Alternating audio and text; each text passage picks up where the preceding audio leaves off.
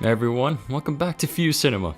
Resuming the video series about curiosities about video games, today we're talking about one of the more established horror video games, Five Nights at Freddy's. The game was created by indie developer Cawthon, and we'll be going through the trials he faced creating this game. And we'll also be meeting the cast of the first installment. Without further ado, here we go. Freddy Fazbear, a well-known showman who brings joy to children with his show and songs, is one of the original animatronics of the series, as well as the mascot of Freddy Fazbear's Pizzeria and the lead singer of the band. Freddy Fazbear is undoubtedly the face and representative of the entire Five Nights at Freddy's franchise. Besides having his name in the title, he appears in most of the media related to the series: books, toys, posters, stuffed animals, etc. He debuted in the first game as one of the main antagonists, then made further appearances in all the other games in different disguises. Freddy is a brown animatronic characterizing a grizzly bear with a light brown hue on both sides of his stomach and muzzle. On stage he wears a black top hat, black bow tie, and wields a microphone in his right hand. He's also got thick black eyebrows and 3 blackish freckles on both sides of his muzzle. From his palms and underneath his fingers he has what appears to be footprints. His round ears are jointed and thus can move back and forth, similar to the ears of several other animatronics. On the first few nights he'll stand on the show stage and look at the camera here and there. He'll only activate if the player runs out of energy, at which point the player will be greeted with his face lining up. At the same time, the tune The Toreador March is playing. The player will not be killed until Freddy finishes his song and turns the room dark. From the third night onwards, Freddy will be active. Freddy's every move is marked with his laughter, accompanied by rapid steps. It's very difficult to observe Freddy from the monitor, because as the phone guy mentions, he usually hides in very dark areas. Freddy Fazbear only moves when the cameras have been turned off, so even if the player is not looking directly at him, he will not move unless the camera remains active. Bonnie the Rabbit is the guitarist of the band who helps the show. This peculiar rabbit debuted in the first game as one of the main antagonists, to then make appearances throughout the series to greater or lesser extent. Bonnie is an indigo-colored animatronic with magenta eyes. The color of his muzzle, belly, and the inside of his ears is a lavender color. He has long articulated ears that are able to fold back and forth, similar to the ears of other animatronics in the series, and wears a red bow tie. On stage he carries a dark red guitar. Unlike the other characters, he has round teeth and lacks eyebrows. Bonnie will start every night on the show stage along with his bandmates, Freddy and Chica. When activated, he will move to any room on the west side of the restaurant except for Pirate's Cove. This means he can appear in the dining area, the backstage, the West Hall, and thus the West Hall corner, and in the supply closet. When looking inside the office, he appears leaning toward the left door from behind the spot directly behind it. Bonnie seems to be the most active out of all the animatronics in the game. He will look through the door of the office, unlike Chica who looks out the window.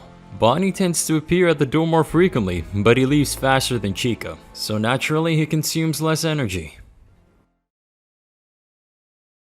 Chica is one of the original animatronics in the series. She is a children's entertainer located at Freddy Fazbear's Pizzeria, along with Freddy Fazbear and Bonnie. She is the backup singer as well as the one who encourages children to eat. She debuted in the first game as one of the main antagonists, later making more appearances in the other games and books and series to greater or lesser extent. Chica is a bright yellow animatronic chicken with a spherical head, orange beak, pink eyes, and thick black eyebrows. On top of her head are 3 tufts of feathers. She has 2 claws on each of her orange feet. She wears a white bib that reads, "Let's eat!" in yellow letters outlined in purple and dotted with tricolored triangles and patterns of 3, what appears to be confetti. Like all the other animatronics in Freddy's, she has a set of misplaced blocky teeth protruding from her lower beak. The teeth of her endoskeleton can also be seen at the back of her mouth, although these are only clearly visible at certain angles. Chica will start to move on the first night of the game, but not very usually. She will start to move around 3 or 2 AM. She is the second to leave the stage. Like all the others, she will become more aggressive as the nights go by. On the custom night, her maximum level is 20, and she will probably show up directly in the east corner or outside the office. Like the others, she will become more aggressive as the nights go by, causing the player to close the door for a long period of time to keep her out of the office. If the player does not look at the east blind spot and close the door while she's at the window, she will enter the room, although she will not be able to see herself. When she enters, the door buttons and the light on the right side will no longer work. Another indication that Chica has gone inside of the office is hearing moans that both she and Bonnie produce when they are waiting for the player to lower the monitor. They will attack as soon as the player lowers the monitor. The only way to survive the night after this happens is to not watch the monitor for the rest of the night, or if you're watching, to avoid lowering it, if you are close enough to 6 AM of course. Foxy, also known as Foxy the Pirate, is one of the 5 original animatronics from the game. Used as entertainment at the pizzeria, he is recognized for having his own attraction, the Pirate's Cove, separating him from the main gang. However, this attraction as well as its star animatronic were always out of service for unclear reasons. He debuted in the first game as one of the main antagonists, later making more appearances throughout the series, to a greater or lesser extent, just like the others. Like his name, Foxy is a large, crimson-colored, ragged-furred animatronic fox. He has a metal hook in his right hand and a dark patch that folds over his right eye. He's usually seen with a ladder over his eye rather than actually covering it. Foxy wears brown linen pants that are specifically shredded at the legs. The rest of it shows the legs of an endoskeleton. He seems to be damaged, parts of his machinery is exposed through cracks around his body. His chest is torn in some places, showing the endoskeleton underneath. His arms and stomach appear to be separated as well. Like all the other Fazbear characters, Foxy has a set of teeth. Foxy's teeth are quite sharp, being similar to those of a real canine, while the teeth of the other animatronics resemble human-like dentures. It is also notable that in keeping with the pirate motive, he appears to have gold teeth and also appears to be missing some teeth. His snout and upper jaw are dotted on the sides with black dots, indicating an invisible beard stubble or some whiskers. Foxy hides behind the curtain in Pirate's Cove throughout the game. During the course of the night, the player must periodically use the monitor. Each time the monitor is turned on, Foxy will slow down. It is not necessary to see the Pirate's Cove to do so. Therefore, the player can use his cameras to check on the more dangerous animatronic, such as Freddy. However, it is recommended to view Pirate's Cove from time to time to check on Foxy's status. Contrary to what many believe, constantly checking on Foxy will not make him more active. If the Pirate Cove is checked and Foxy is not there, the player must quickly close the left door to avoid his attack. Note that each time Foxy reaches the door, they will drain 1% energy and an extra 5 for each additional time. Every 13 to 15 seconds, Foxy will attempt to change positions. If the monitor is on at the time, his attempt will automatically fail, and Foxy attempts to change positions. Golden Freddy, also known as the Yellow Bear in the game files, is one of the 5 original animatronics, being yellow or a golden version of Freddy Fazbear, who in most appearances is shown as a suit slumped on the ground. He is a ghostly entity whose history is shrouded in mystery. He debuted in Five Nights at Freddy's as a secret antagonist whose appearance must be summoned. Golden Freddy appears to be a cross between Freddy Fazbear and Fredbear, but without eyes, and his hat and bow tie appear to be dyed dark blue, as opposed to Freddy's black and Fredbear's purple, although this may be due to lighting upon closer inspection. A microphone can also be seen in the palm of his right hand, as well as 2 small white dot pupils within his otherwise empty sockets.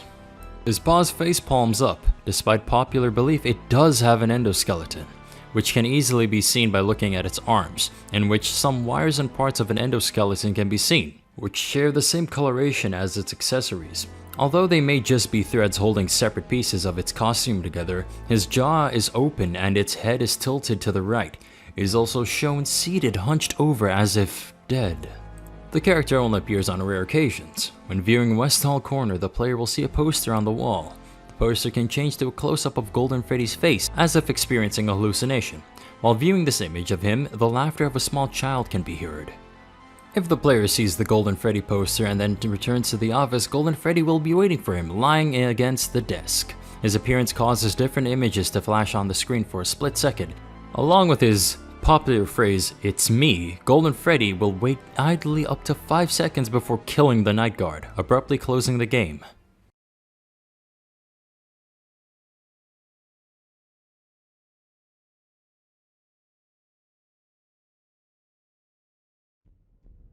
One of the most interesting facts about Five Nights at Freddy's is the fact that the series is created by a single person named Scott Cawthon.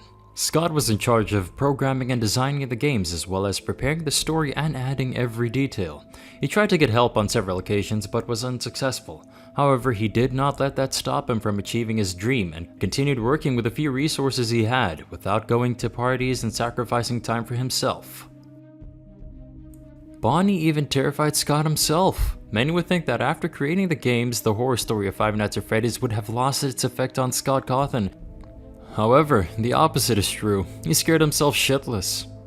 Scott revealed that he had nightmares about the series, particularly Bonnie. He once dreamed that the animatronic was in the hallway of the house just outside the bedroom, so he ran to try and get out of his room, but the door of the room was closed, giving the impression that the creature was already inside. Fortunately, he woke up before getting the scare of his life. Scott was about to leave Five Nights at Freddy's. In a scene of the Five Nights at Freddy's 3 game, we can see an on-screen diary announcing the tragic and horrifying attraction of Fazbear's Fright. However, this is one of the most curious facts about the series. It turns out that the news of the fire is highlighted in the center, while the rest of the newspaper appears out of focus.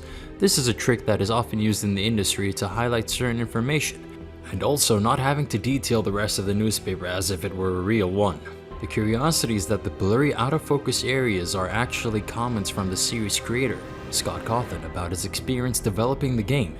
At one point he confesses that he was close to abandoning his first game and was already considering other careers. Now moving on to everyone's personal favorite, the mysterious identity of the Purple Guy. If you've played the series, chances are you're familiar with the Purple Guy, a seemingly harmless side character who made an appearance in the Five Nights at Freddy's 2 minigames. If you don't know much about the series, you'd think that the animatronics are the main villains, but that's actually not the case. In fact, these killing machines are a product of William Afton, the real name of the Purple Guy. Afton was the one who designed the animatronics for the sole purpose of murdering children, and the souls of his victims were trapped in the animatronics. But his sins were his undoing, for these same killing tools stole the life of his sweet daughter. It is clear that Afton was never the same after that tragic accident, but he remains just as evil. The voice of Phone Guy belongs to Scott Cawthon. Cawthon is known for having created most of the games on his own. What many don't know is that he also worked on voices. The series character dubbed Phone Guy by the community sparked intrigue with his terrifying tension-laden dialogue. It turned out that the voice belonged to none other than Scott himself. As you already know, a number of Five Nights at Freddy's games are already available on console, being this generation and last generation.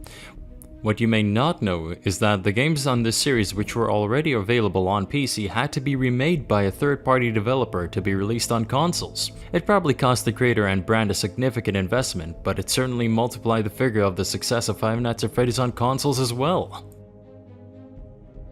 Some of the characters had different abilities in the first trailer. Without having the resources or experience of other companies, Scott Cawthon had to make decisions on the fly to ensure the success of his series, and this involved paying attention to his fans. Perhaps this is the reason why, even though the first trailer showed Bonnie with the ability to run, in the games it was Foxy who received this power. Bonnie, on the other hand, ended up with the ability to teleport between rooms.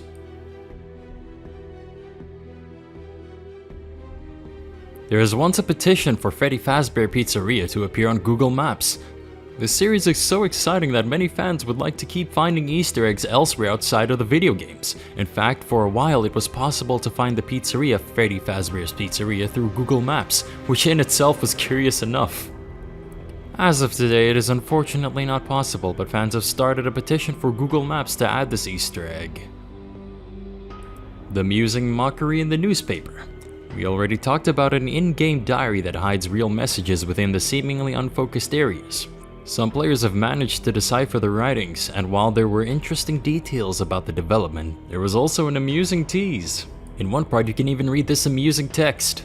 Blah blah blah, this advertising has nothing to do with the game, blah blah blah. You probably won't make it past the third night, blah blah blah, yakety smackety blah blah. This was not the best choice for a summer job as you probably won't survive the week.